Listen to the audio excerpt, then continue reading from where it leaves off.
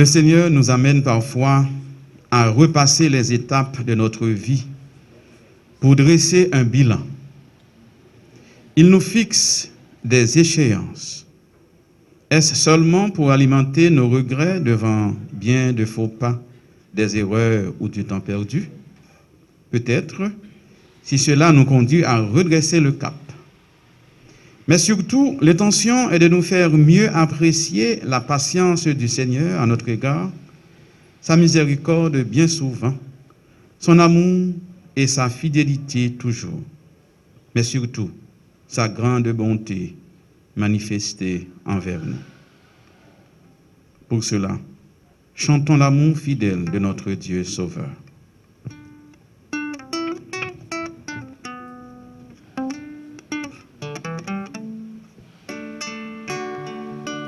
Ton amour, Seigneur, est plus fort que la mort, plus brillant qu'un soleil d'été. Ton amour, Seigneur, est plus fort que la mort, plus brillant qu'un soleil d'été. Il est bon d'entendre au matin près de moi le bruit de tes pas. Il est bon d'entendre ta parole de vie, ton souffle de joie. Ton amour, Seigneur, est plus fort que la mort, plus brillant qu'un soleil d'été. Ton amour, Seigneur, est plus fort que la mort, plus brillant qu'un soleil d'été. Il est fou de suivre une route de foi rythmée par ta voix.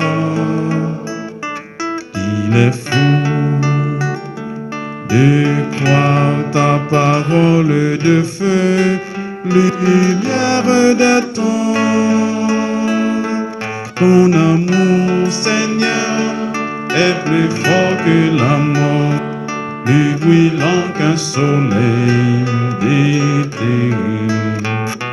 Ton amour, Seigneur, est plus fort que la mort, plus brillant qu'un soleil d'été. Tu m'appelles à vivre un bonheur étonnant, aimer comme toi. Tu m'invites à lire dans tes yeux, dans ton cœur, l'histoire de Dieu. Ton amour, Seigneur, est plus fort que la mort, plus brillant qu'un soleil d'été. Ton amour, Seigneur, est plus fort que la mort, plus brillant qu'un soleil d'été.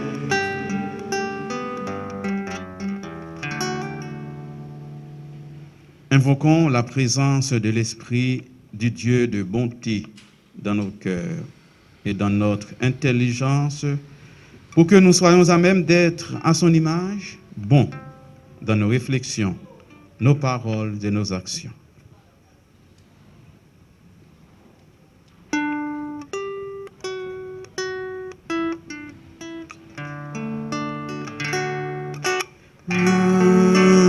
Esprit du Seigneur, viens, nous t'attendons.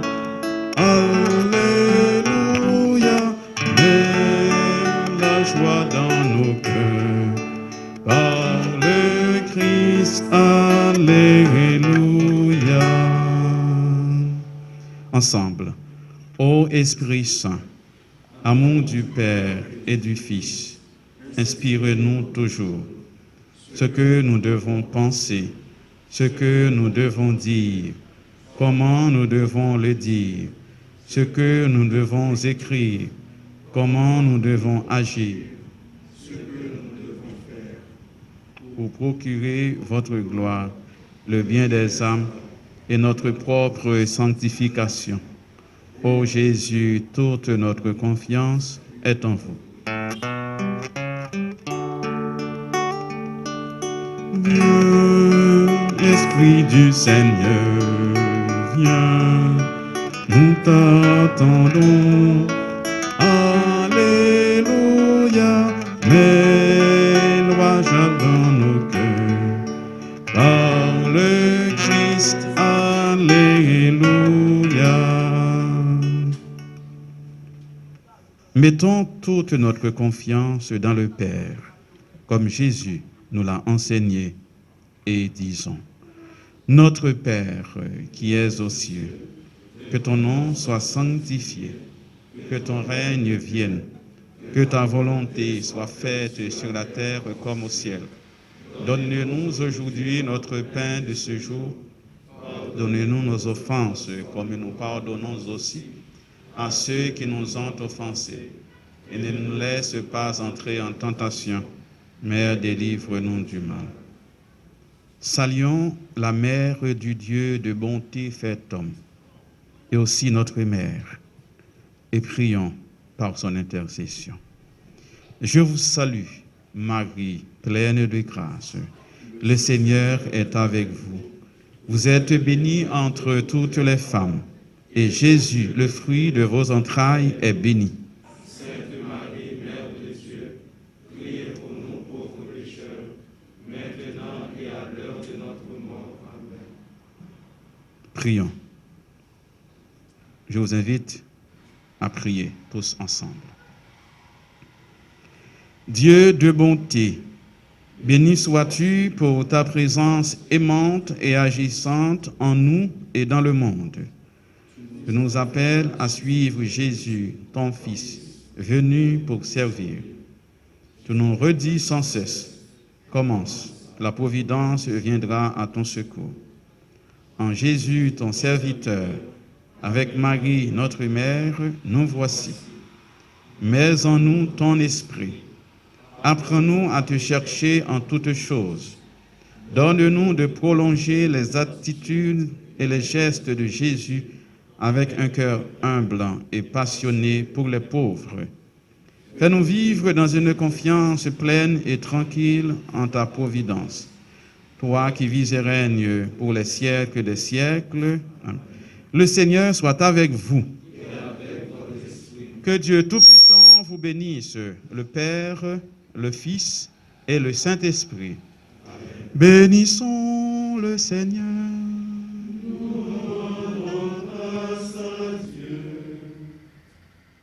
Révérend Père Jean-Paul Mésidor, provincial des Salésiens en Haïti, chers membres du Conseil de l'Institut, chers supérieurs des communautés de formation, chers professeurs, chers confrères salésiens, chers élèves du CODOSA, du Collège Saint-François de Sales, et vous, très chers étudiants de l'Institut, distingués invités, mesdames, messieurs.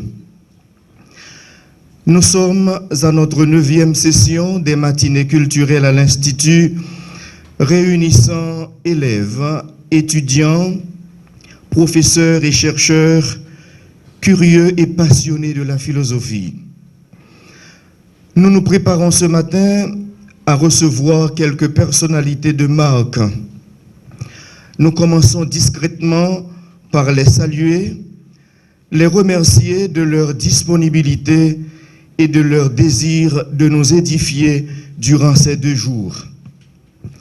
La bienvenue leur est souhaitée en cette 12e édition des matinées culturelles.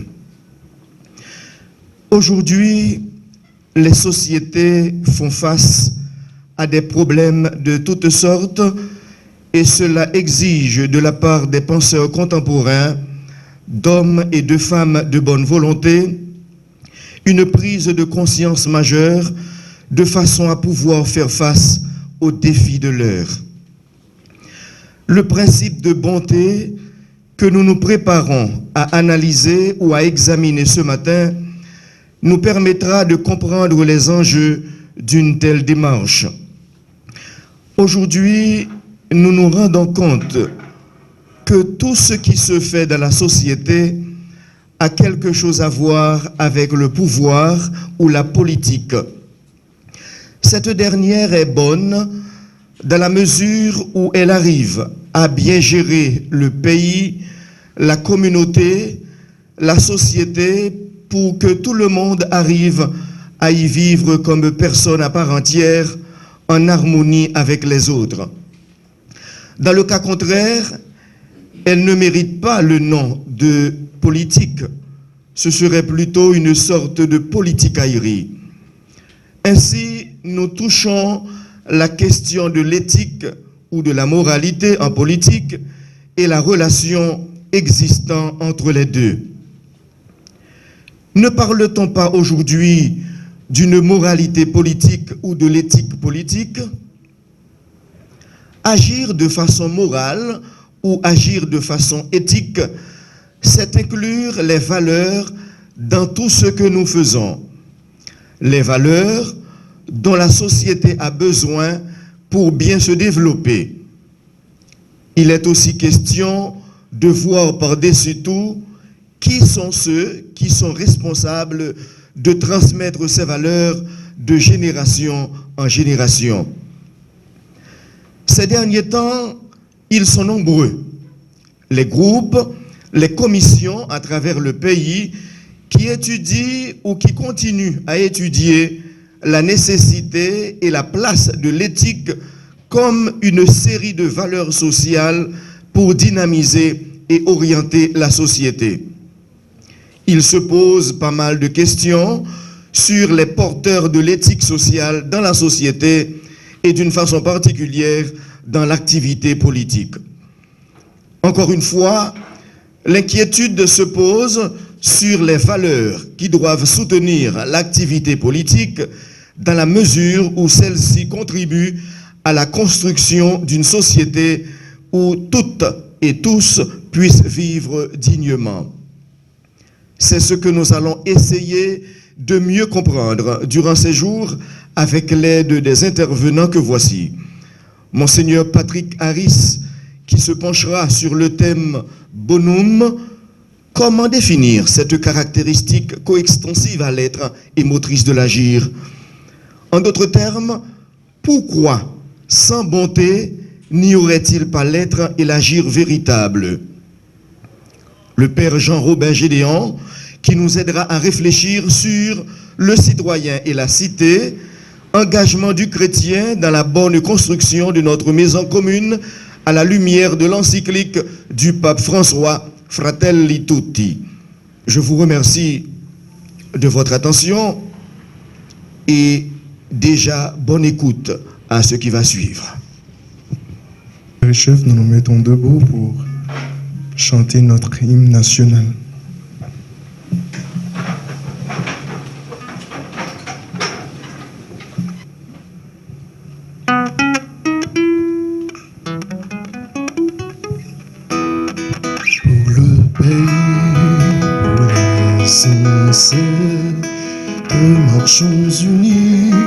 Marchons unis, dans nos rangs, point de traître du sort, soyons seuls maîtres. Marchons unis pour le pays, pour les ancêtres.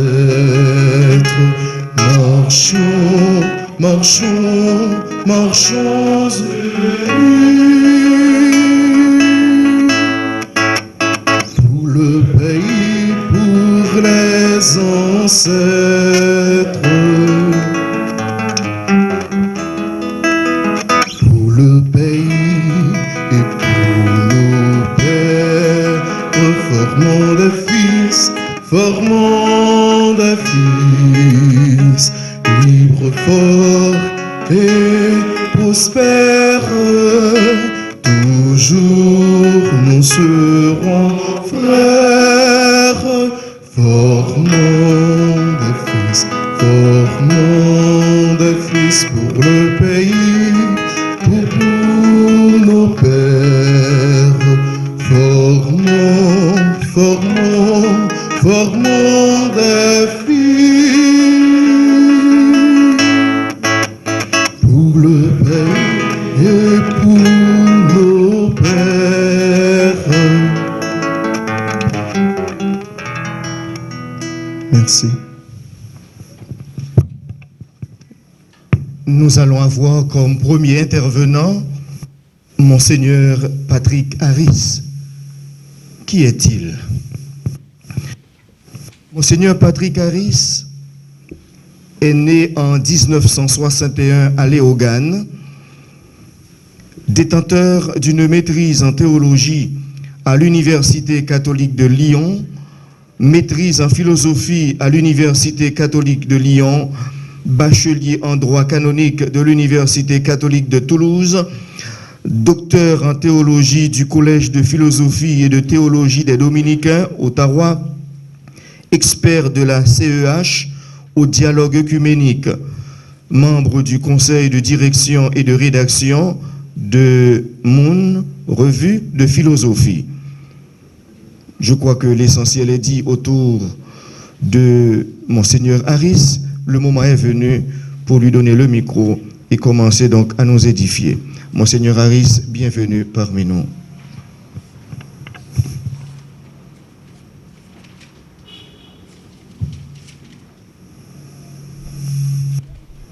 Merci beaucoup.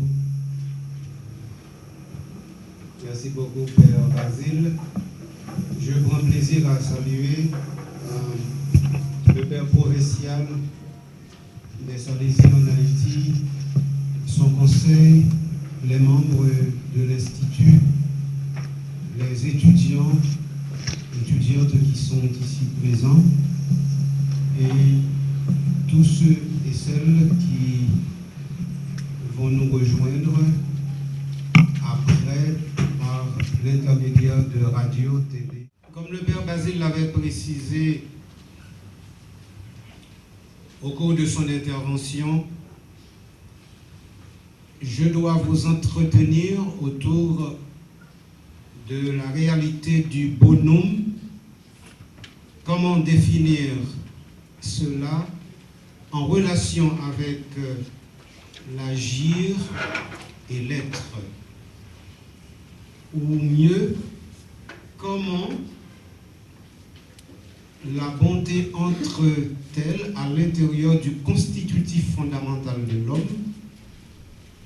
Ou pourquoi, sans bonté, notre agir est faussé ou notre être est au rabais?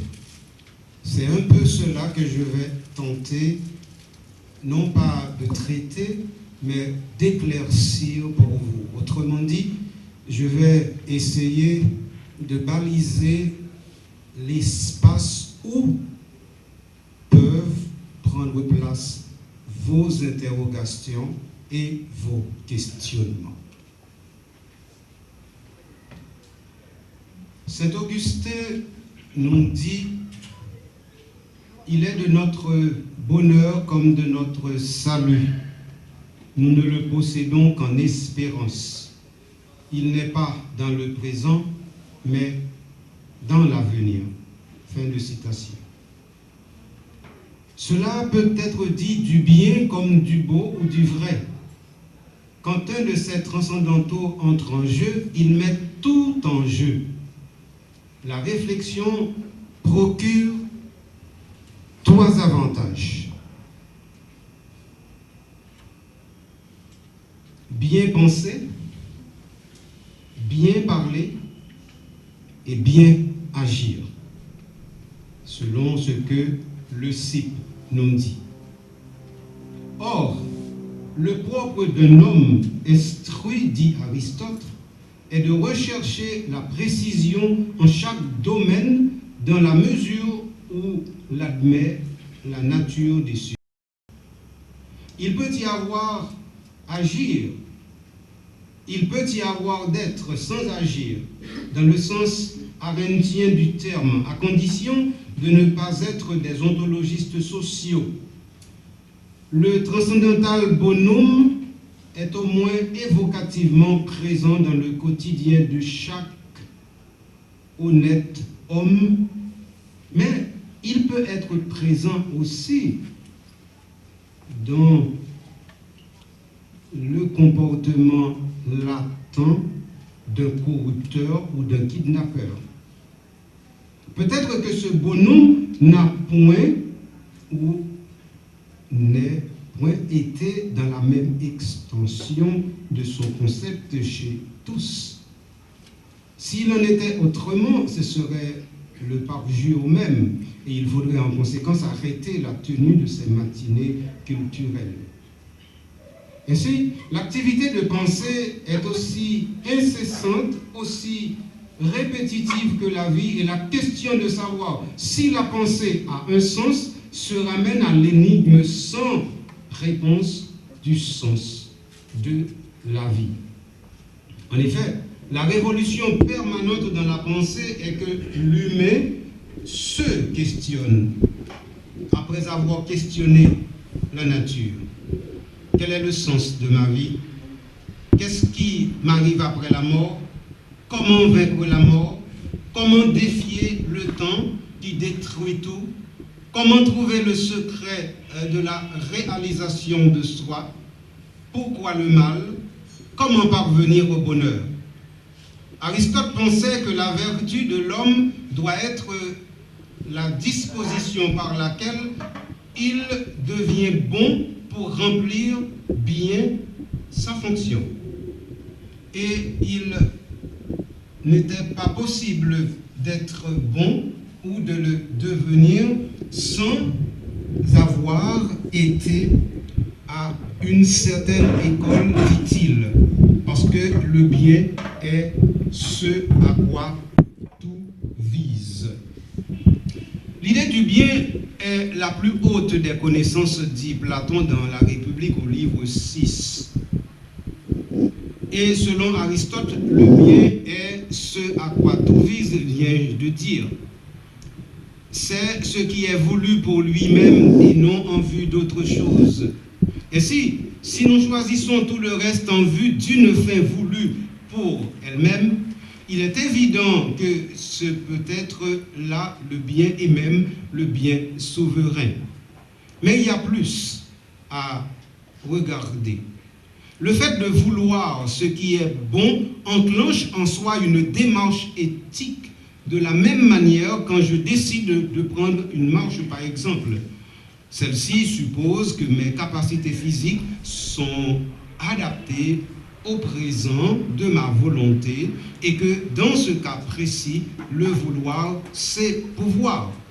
Certes, je ne marche pas pour le bien de la marche, mais en vue d'autres choses entrevues au travers de la marche qui fait office de moyen tout en demeurant un bien orienté, soumis à un bien supérieur, lequel n'est pas encore le bien suprême. Alors il faut encore préciser en ajoutant, la fin suprême quant à notre bien, c'est l'objet pour lequel on doit rechercher tout le reste et qui ne doit être recherché que pour lui-même. Il doit donc exister une science ou une sagesse capable d'orienter mes désirs et ma volonté en direction de l'ultime qu'elle cherche toujours. Se peut-il que ce soit la philosophie? Le but de la philosophie, selon saint Augustin, est d'atteindre le bien suprême. Il dit, l'homme n'a d'autre objet en philosophant que d'être heureux. Or, ce qui rend heureux, c'est le souverain bien. La tâche que Hegel assignait à la philosophie, c'était de comprendre et saisir conceptuellement la réalité historique et les événements qui ont fait du monde moderne ce qu'il est. Contre Aristote qui dédiait la philosophie à la recherche des causes premières, Hobbes, lui, il confie la tâche de diriger les desseins et les buts d'établir une téléologie raisonnable de l'action. comme si Hegel traçait la route du souverain bien et donc du bonheur ultime à travers l'histoire. Ainsi, mes chers amis, en quête de ce bonheur, de ce bien citoyen en Haïti, j'ai l'audace de poursuivre la tentative d'explorer au cours de cette intervention, ici dans cette agora, d'éclairer l'agir et l'être en rapport avec le bonhomme dans la cité qui est toujours un espace identitaire et sociétal. Il s'agit de défier la fatalité et réussir le tout de faire sortir de notre engagement social une vision du bonhomme où l'étudiant haïtien, par exemple, puisse être citoyen du ciel et de la terre, car le ciel est pour la terre et la terre pour le ciel.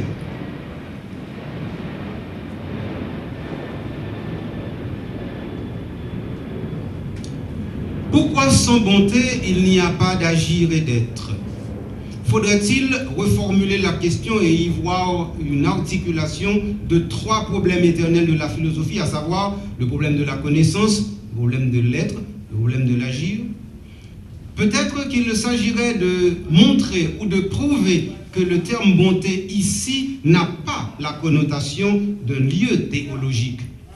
On peut avoir quelques raisons à vouloir prioriser la philosophie morale sur le reste, surtout dans le monde postmoderne qui a perdu le talent d'être un monde commun. Et surtout, encore et aussi, la promesse de la technique moderne s'est inversée en menace, dit Ancionas. C'est souvent le but qui raccroche à la réalité et nous donne l'illusion que la philosophie vaut quelque chose ou n'est pas inutile. La morale serait l'ensemble des règles que la nature rend possible, que la société rend nécessaire, que la raison rend universalisable, enfin que l'amour de l'amour rend désirable. Si nous choisissons tout le reste en vue d'une fin voulue pour elle-même, il est évident que ce peut être là le bien et même le bien souverain, avais-je déjà martelé avec, bien entendu, Aristote et Saint-Augustin. Nous nous en expliquerons en deux points. D'abord, qu'est-ce que l'être et qu'est-ce qu'être? Ensuite, nous regarderons la question de l'agir de l'être, lequel agir est nécessairement moral, c'est-à-dire en vue d'une fin ou pour la production d'une fin. Cet agir peut se comprendre aisément au cœur d'une communauté humaine concrète régie par des lois selon et depuis la vision thématisée par Platon et Aristote. La communauté politique est la première qualifiée pour l'agir humain. Mais avant, nous devons définir et délimiter. D'où les trois sections de notre intervention ce matin. Section A. Délimiter ou définir.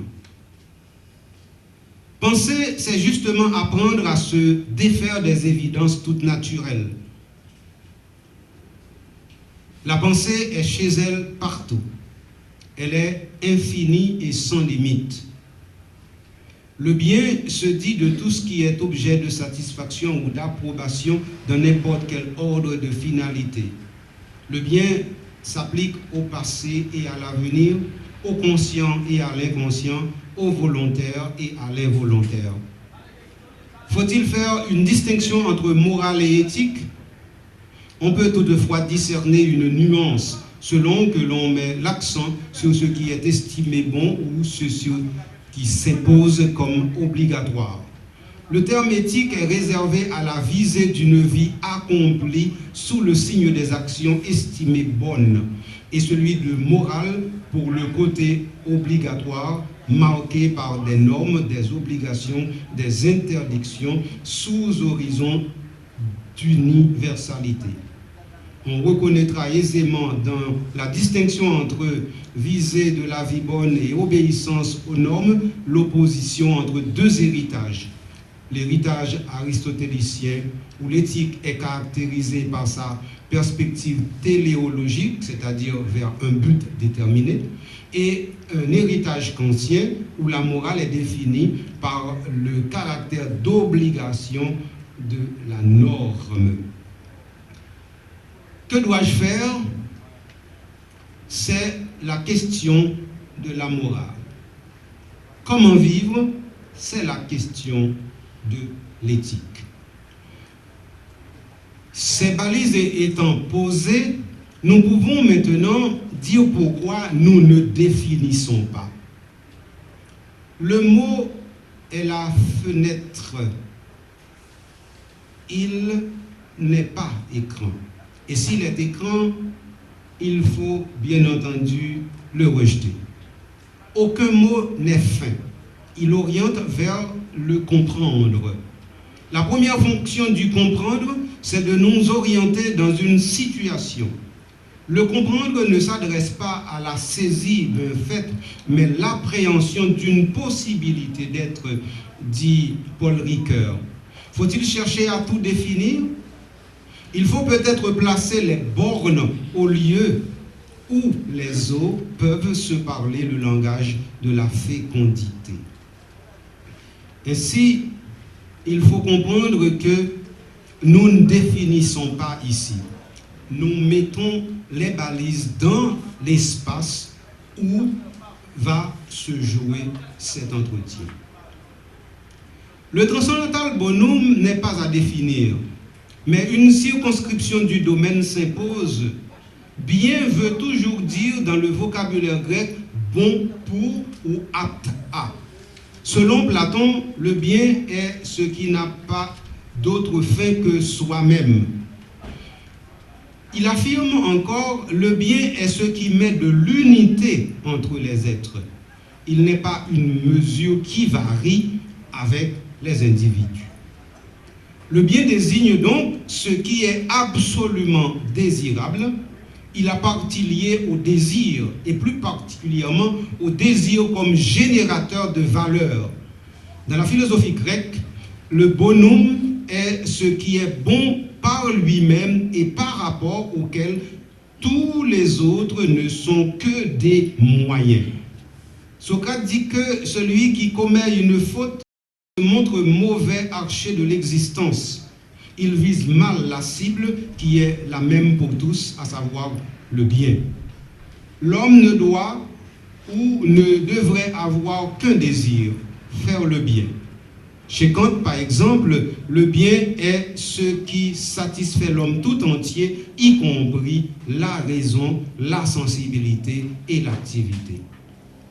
Ainsi, le bien étant posé ici dans toutes ces balises que je viens de poser, on peut conclure ce premier point pour dire que le bien est le bien de chaque bien, de tout bien et de tout bien-être selon ce que Augustin nous dit. L'idée de bien est en elle-même la règle de nos approbations, la règle de nos préférences. Ceci étant précisé, nous pouvons comprendre que parler du bien, c'est dire tout simplement que l'aspiration profonde au bonheur est quelque chose qui fait partie du constitutif fondamental de l'être humain. Et comment atteindre le bonheur? Aristote disait que c'est par la vertu.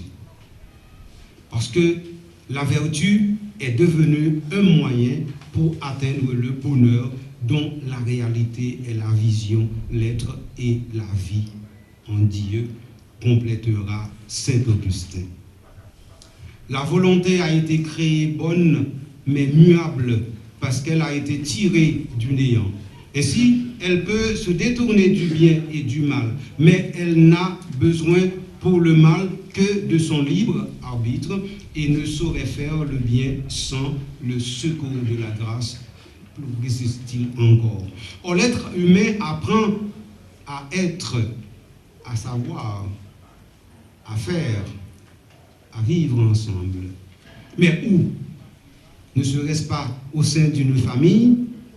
Car vivre ensemble en vue de quoi espérer, c'est cela qui met en syntonie avec le bonheur. Ainsi, ayant compris ce que la bonté au sens absolu signifie bon pour ce qui est excellent, il y a la compréhension que c'est à l'intérieur d'un espace déterminé que ce bien peut se réaliser, et cet espace, nous allons le voir, sera la police. J'y reviendrai. Un dernier mot pour terminer ce point. La bonté, en fin de compte, c'est quoi? J'ai parlé du bien, du bonhomme, mais la bonté, c'est quoi? Est-ce une vertu, un attribut humain, un caractère propre, permettant d'entrer dans une disposition de l'âme, une faculté corporelle? Qu'est-elle enfin? Toute science passe pour pouvoir s'enseigner comme objet de la science, pour pouvoir s'apprendre. La bonté peut-elle s'enseigner et s'apprendre? Bref, peut-on devenir bon? Et ce qui revient au même au plan philosophique, peut-on devenir meilleur ou pire?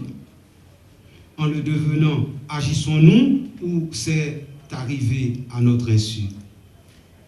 Nos chers étudiants qui sont ici vont certainement être déçus. Souvent, ils sont en quête de recettes et de formules. Mais la philosophie n'est pas une affaire de recettes, mais de travail et de réflexion. Il est impossible de progresser sans passer par là. Il faut simplement vous souvenir, si la tendance serait à l'oubli, que vous ne pouvez envoyer personne à la toilette à votre place, par exemple. Ainsi, vous ne pouvez demander à personne de réfléchir pour vous. Cela suffit. Point B, la question de l'être. Ayant précisé les limites dans lesquelles la réflexion va se mouvoir, nous pouvons maintenant aborder les deux points fondamentaux, à savoir qu'est-ce que c'est que cet être qui agit et comment, en fait, cet être agit. La réflexion procure des avantages, j'avais déjà souligné. C'est que le bien n'est pas une mesure qui varie avec les individus. À chaque naissance, quelque chose d'uniquement neuf arrive au monde.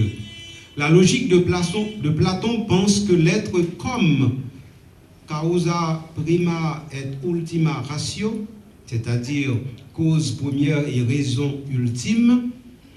Donc,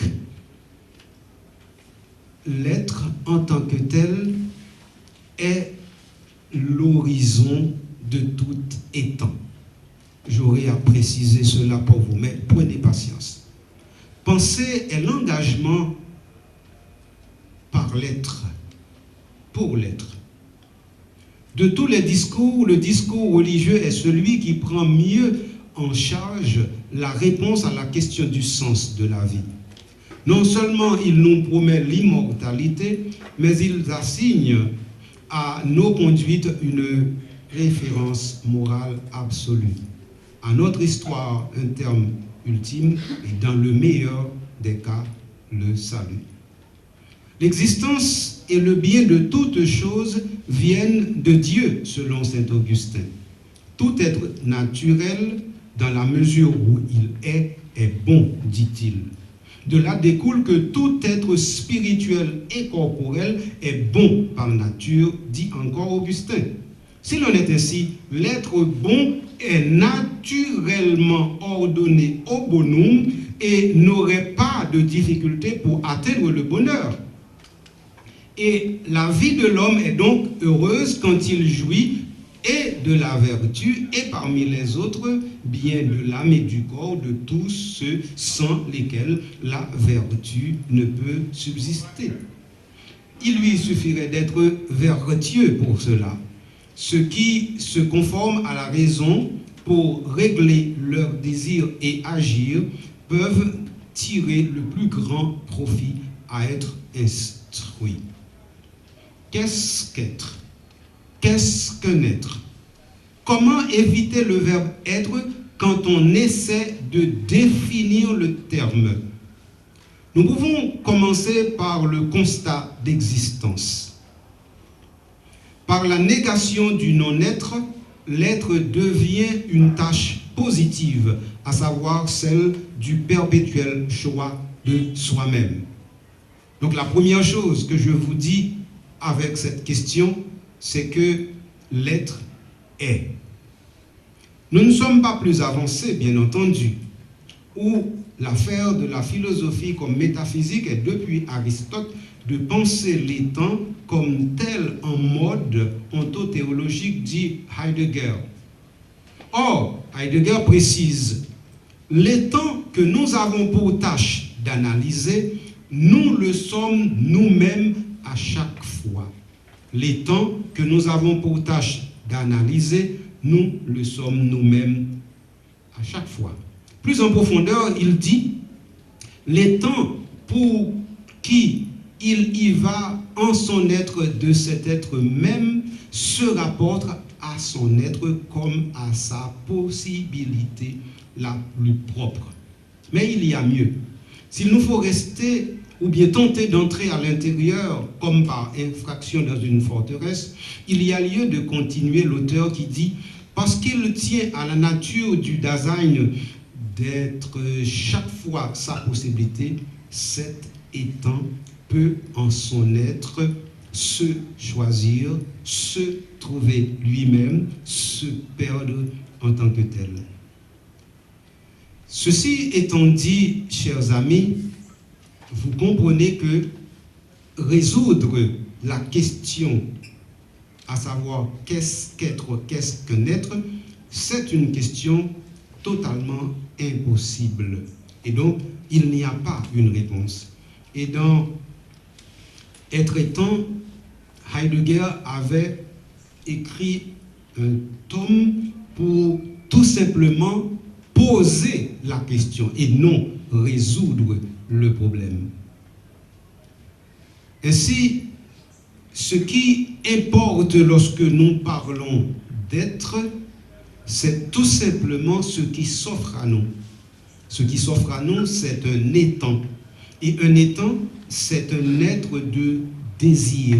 C'est un être situé dans le temps. Et c'est un être promis à la mort, c'est-à-dire promis à la fin. Mais est-ce que la fin de l'être, ou bien de l'étant que nous sommes Dasein, est-ce que cette fin-là est justement le terme de l'aventure de l'être? Il faudrait creuser encore en profondeur. Mais si nous avons perdu la question « Où allons-nous comme société ?», il nous est possible de ne pas esquisser celle-ci. Comment éviter de nuire aux autres? Ce qui revient à ceci. Comment construire la paix dans notre quartier, dans notre ville? Le tragique, c'est que nous sommes devant une fatalité. Le mal social dans notre monde haïtien est une ontologie incurable, une pure négativité inattaquable. Bref, une construction chère à notre fonctionnement normal de personnes accroupies, croyant que c'est la seule posture possible pour marcher et avancer. Le mythe de la caverne n'est pas loin. Et si je vous dis que la position normale pour marcher est de se tenir debout et de se lever un pied à la suite de l'autre, vous penseriez que c'est de l'utopie ou de l'illusion? Ainsi, en posant la question « qu'est-ce qu'être ?» Qu'est-ce que naître? Nous trouvons devant un étant situé, promis à la mort, mais engagé à l'intérieur d'un espace que nous appelons la société. Et cette société est régie par un espace supra que nous appelons le temps.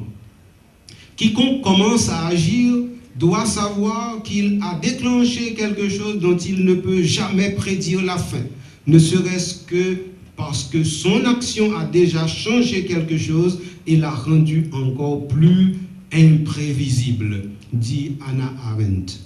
L'essentiel du temps consiste à être un drame, une multiplicité d'actes où l'acte suivant découle ou déroule le premier.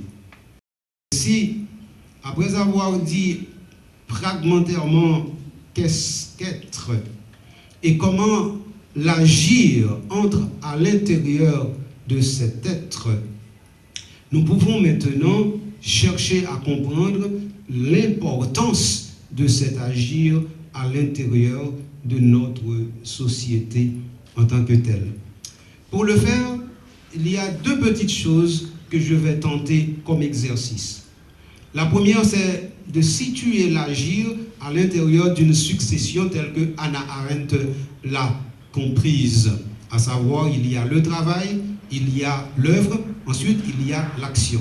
Et enfin, je prendrai un seul exemple dans cet agir, c'est comment fonctionne la presse en Haïti. Donc, je viens maintenant à mon dernier point, notre agir en commun à l'intérieur de la cité. Agir au sens le plus général signifie prendre une initiative, entreprendre. Comme le mot grec le dit, archéin.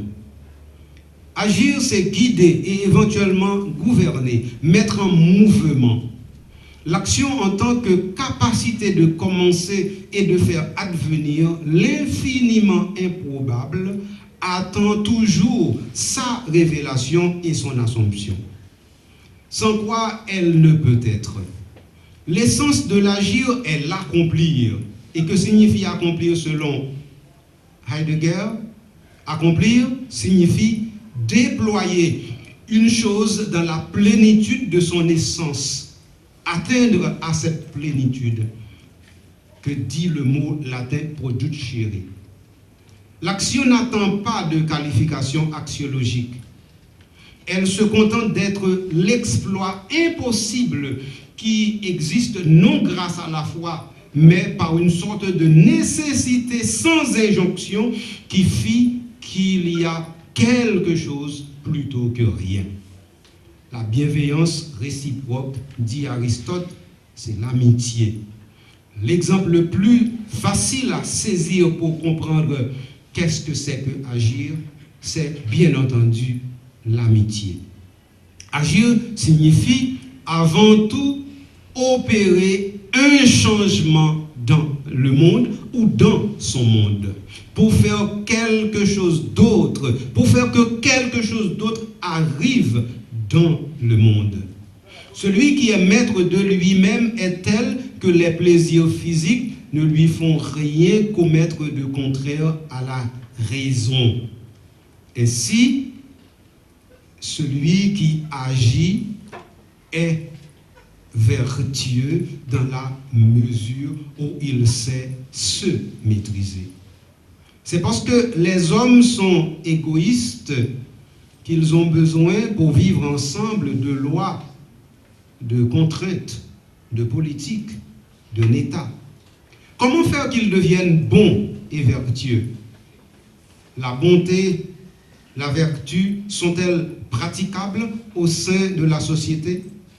La société, la nôtre, n'est-elle pas ouverte à la solidarité et fermée à la bonté?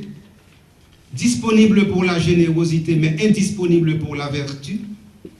Il se pourrait que l'homme soit capable d'être bon et vertueux au privé, mais que dans l'espace de l'apparaître, cela lui soit devenu impossible parce qu'interdit. Qui serait à changer? La police ou soi-même? La police, c'est le terme grec pour dire la cité ou encore la communauté. Autrement, sur qui ou sur quoi doit porter l'agir? Regardons un peu plus en profondeur la vertu, la bonté et la cité. L'action, bien qu'elle puisse, pour ainsi dire, venir de nulle part, agit dans un médium où toute action où toute réaction devient réaction en chaîne et où tout processus est cause de processus nouveau. Un tel enchaînement existe entre la vertu, la bonté et l'espace de leur advenu. La vertu est la disposition du choix délibéré dans une situation moyenne par rapport à nous, définie rationnellement et telle que le définirait l'homme prudent. La vertu est une attitude moyenne entre deux vices, l'un par excès, l'autre par défaut, dit Aristote. Or, selon les anciens sages, la justice est un raccourci de toutes les vertus. Elle est un bien qui appartient à autrui parce qu'elle est dirigée vers autrui. Elle agit dans l'intérêt d'autrui. Ainsi, dans la mesure où la justice est la vertu totale, l'injustice est le vice total. La vertu est une sorte d'attitude moyenne puisqu'elle a le milieu pour but. La bonté n'existe que si nul ne l'aperçoit, pas même son auteur. Quiconque s'observe en train d'accomplir une bonne action cesse d'être bon. Il est tout au plus un membre utile dans la société de la société. En ce sens, Jésus enseigna par la parole et par l'action à cacher la bonté, que votre main droite ignore ce que fait votre main gauche, dit-il dans le sermon sur la montagne. Car la dévotion au bien demanderait ou requerrait de s'écarter du domaine public. Et si le bien, en tant que mode de vie cohérent, n'est pas seulement impossible dans les bornes du domaine public, il est l'ennemi mortel de ce domaine. Car dès qu'une bonne œuvre se fait connaître, devient publique, elle cesse d'appartenir spécifiquement au bien, d'être accomplie uniquement pour le bien. Les bonnes actions ne tiendront compagnie à personne. À peine accomplies, elles exigent d'être oubliées, car le souvenir suffit à détruire leur bonté. Elles ne s'intègrent pas au monde. Elles vont et viennent sans laisser de traces. Elles ne sont point de ce monde. La bonté est une qualité surhumaine. Jésus disait, « Pourquoi m'appelles-tu bon? Personne n'est bon. » Le mot « police » en grec désignait à l'origine comme un mur d'enceinte. Le mot latin « ops » exprimait une idée de cercle, de la même racine que « orbis ». Quand les citoyens se mettent d'accord sur le mode d'exercice de leurs droits et devoirs au sein de la cité, naît alors un accord, un pacte nommé contrat social qui a aussi mission de garder la cité dans sa permanente finalité, être maire de la concorde. Voilà la définition du bien et du monde commun.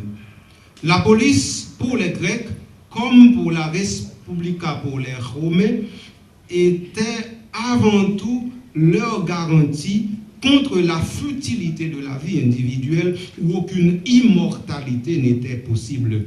Car la police, la cité, avait la vertu ou la qualité d'établir dans la plus complète égalité.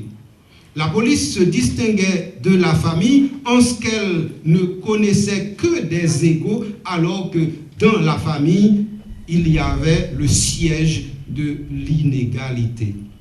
L'égalité était l'essence même de la liberté et n'avait rien à voir avec la justice telle que les Grecs l'avaient compris. Seule l'action est la prérogative de l'homme exclusivement. Ni bête, ni Dieu n'en est capable. Elle seule dépend entièrement de la constante présence d'autrui. L'avènement de la cité conférait à l'homme, outre sa vie privée, une vie seconde, bios politikos, c'est-à-dire le lieu où il peut agir. Quelqu'un a commencé et commencer veut dire agir. Ainsi, mes chers amis, j'ai précisé pour vous qu'est-ce que c'est que la bonté, la vertu et la cité, qui sont des éléments à partir desquels nous pouvons comprendre l'action et l'agir. Pour terminer, nous allons prendre l'exemple que j'ai promis tout à l'heure avec la presse. Agir est plus qu'un présent, c'est un futur antérieur. C'est l'acte même de la promesse, comme pour un mariage après les fiançailles. Et le temps reste là en éveil, en tapinois. Il ne néglige rien, car rien ne peut lui échapper. Un autre bien commun que nos fautes et nos erreurs ont révélé d'une lumière vive, c'est le monde commun. Souvent nous parlons de bien commun, nous oublions qu'il y a un monde commun. Eh bien, l'agir suscite le monde commun et nous permet justement d'entrer dans ce que nous appelons un inter-être. La publicité du domaine public arrache aux ruines naturelles du temps le monde commun et donc aussi nos actions. L'assomption de la personne ou du jeu au statut d'individu personne à la sortie du Moyen-Âge a mis un éclairage sur le sujet. Et à partir de ce moment, le sujet devient acteur, actant et agissant. Et c'est à l'intérieur de ce contexte global qu'il faut situer la presse.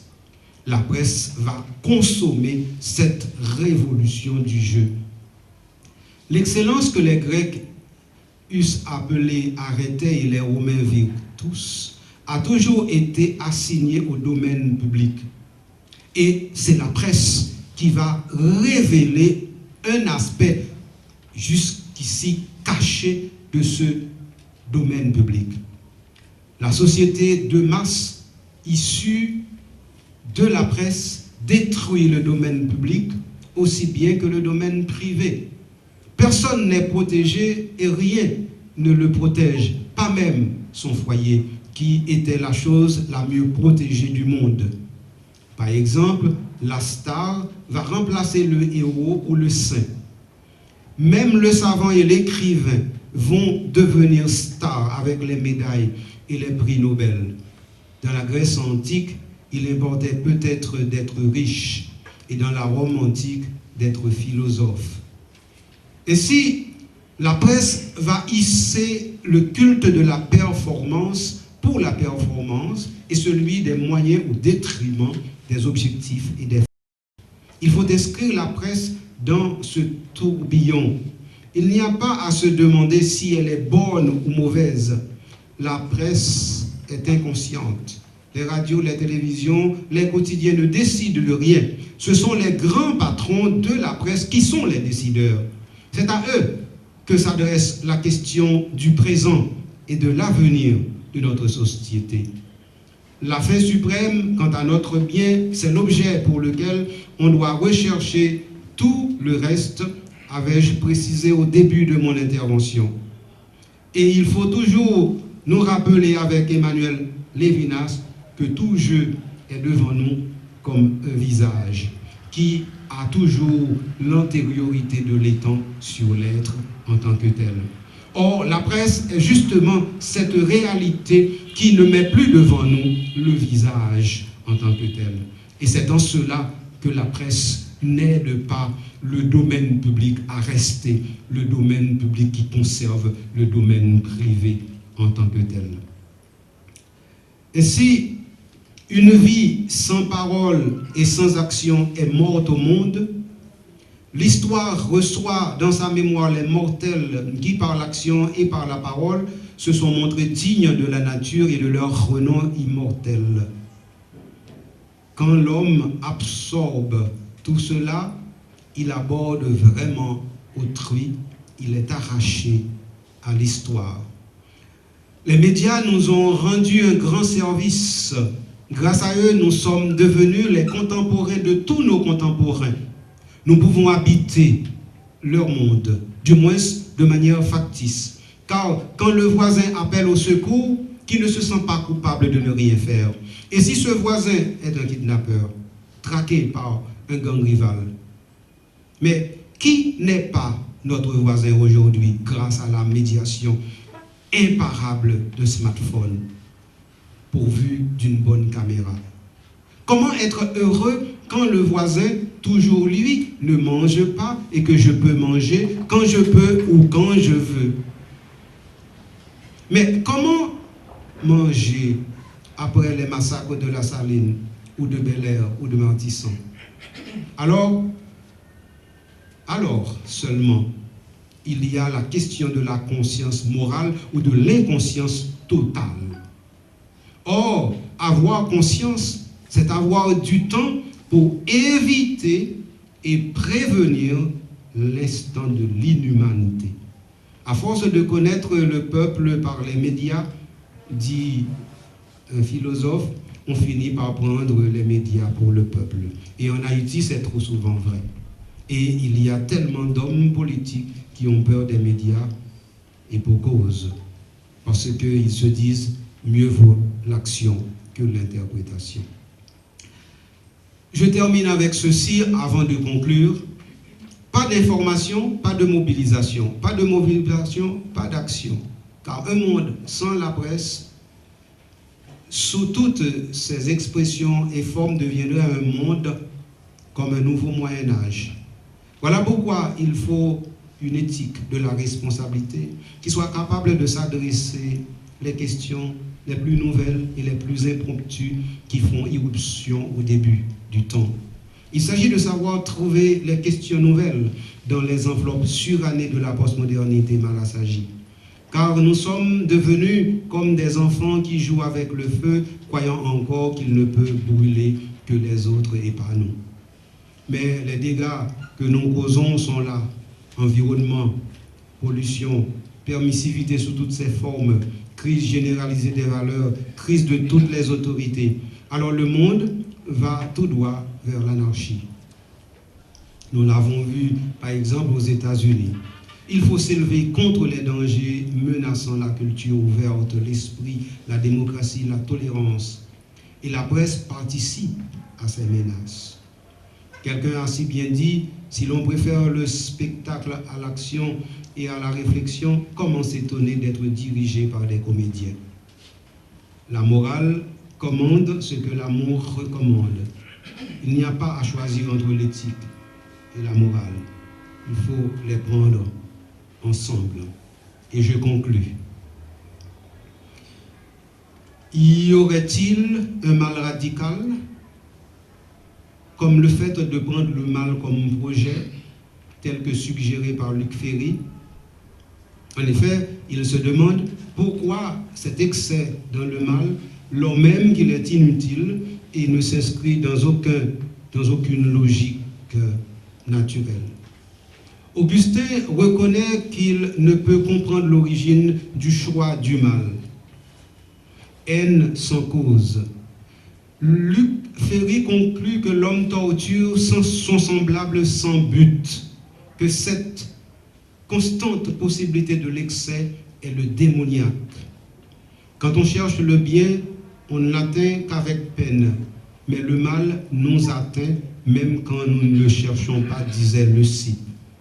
Là où la force est employée, l'autorité proprement dite a échoué. Rien ne vaut qu'à proportion du désir et de l'amour. Selon Spinoza, le mal n'a pas d'existence ontologique véritable, tout comme l'erreur dont il procède. Il n'est rien de positif. Il est donc négation au regard de Dieu et ne devient privation que par rapport à nous. Il n'y a donc pas d'erreur à proprement parler, il n'y a que des idées incomplètes ou inadéquates. Pure négativité. Le mal est manque de puissance et résulte d'une hiérarchie que nous posons par l'imagination entre l'être réel et un idéal abstrait que nous plaquons sur lui. Ainsi, je dis que l'aveugle est privé de la vue parce que je l'imagine comme devant être voyant. Si le monde du texte était sans rapport assignant avec le monde réel, alors le langage ne serait pas si dangereux. Oui, selon Platon, le soleil ne donne pas seulement aux objets la puissance d'être vus, mais aussi leur genèse, leur accroissement et leur nourriture. La fin ultime de l'homme est dans la communion des personnes. La personne est la suprême valeur et elle se réalise en se mettant au service des valeurs. On ne sauve pas le monde du dehors, dit Paul VI. En Haïti, comme ailleurs, le pouvoir n'appartient pas à ceux qui savent, aux meilleurs, mais aux plus forts et même aux plus corrompus. Cela prouve au moins la défaite provisoire du bonhomme dans le réel de nos sociétés. Qu'est-ce qu'être sans agir pour le bien et combattre le mal? Celui-ci aurait-il plus de droits que celui-là? Le pape François demandait aux religieux de réveiller le monde. N'est-il pas temps qu'en Haïti, l'Église réveille les politiques? Il faut tenir convenablement notre rôle de citoyen. La mort va remporter le reste. Notre responsabilité gît avant ce moment. Sans cela, aucun combat du bonhomme ne sera gagné.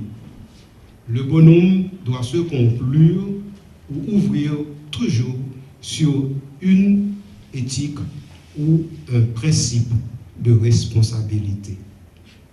Merci.